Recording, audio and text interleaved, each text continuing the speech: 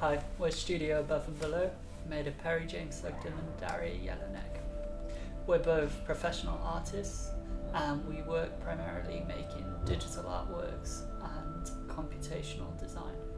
Over the last years, we have been creating mixed reality and augmented reality artworks, and this is what we would like to introduce you to today. First of all, we'd like to talk about a project called Digital Atmosphere, which is an augmented and mixed reality experience. This project takes live pollution datasets, and these datasets influence the digital experience. For this project, we used the visual effects graph in Unity to create a buoyed system, which was originally inspired by birds' movement and behavior. The particle system is really handy as it is parametric and can be affected in real time. The most interesting and innovative part of the project is to use live data that we receive through a custom-built sensor which reads air quality in form of the most common pollutants, PM2.5 and PM10.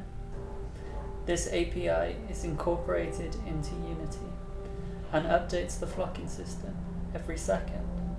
If you are a beginner and never used augmented reality before, we recommend to use Unity in combination with Vuforia. This allows you to easily place 3D objects into the software and activate them via your own prints, for example. We have used this process for a project called Finding a New Terrain, where we combined physical three-dimensional sculptures with prints, which then activate different augmented sculptures.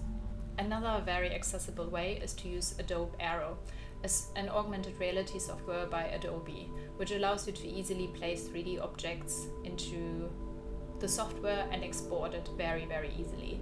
So this is very handy if you want to quickly test a few objects outside, indoors. To explore exporting your application out of Unity, and especially if you're using an iPhone or an iPad, you'll have to do this using a piece of software called XCode. Using XCode will allow you to locally host your augmented reality experience on your device, or allow you to think about and prototype setting up the experience to exist on the App Store.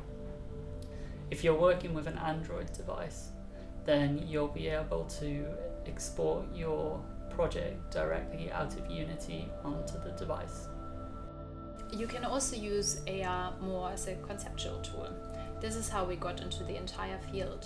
After graduating from the Royal College of Art, we got commissioned by Collusion to create a project called Above the Surface, which is a speculative future scenario in which we live with less but essential objects around us, but digital overlays that would still fulfill our desire of having different experiences around us. This project uses an AR technique which can be found in theaters, for example, called Pepper's Ghost, which is a technique made of different mirrors and reflections, in our case coming from a phone. We believe the future of augmentation is definitely in a large demand. From a commercial sense to an artistic way of producing works. The code and the software, hardware is always developing, and I think this will become more flawless and easier for artists to understand and use in the future, which will only make it better. I think personally we're excited also to really push the medium of augmentation, to not just make something appear, but really to create reactive spaces, reactive digital spaces. That's why we're interested in how we could further use live data or other inputs or interactions within the augmented reality realm. We're currently working on a project with Nesta Italia and Starts, where we, for example, take different bio-inputs from people via EEG to influence an augmented reality sculpture. Yeah, we are excited about how people will use those tools in the future.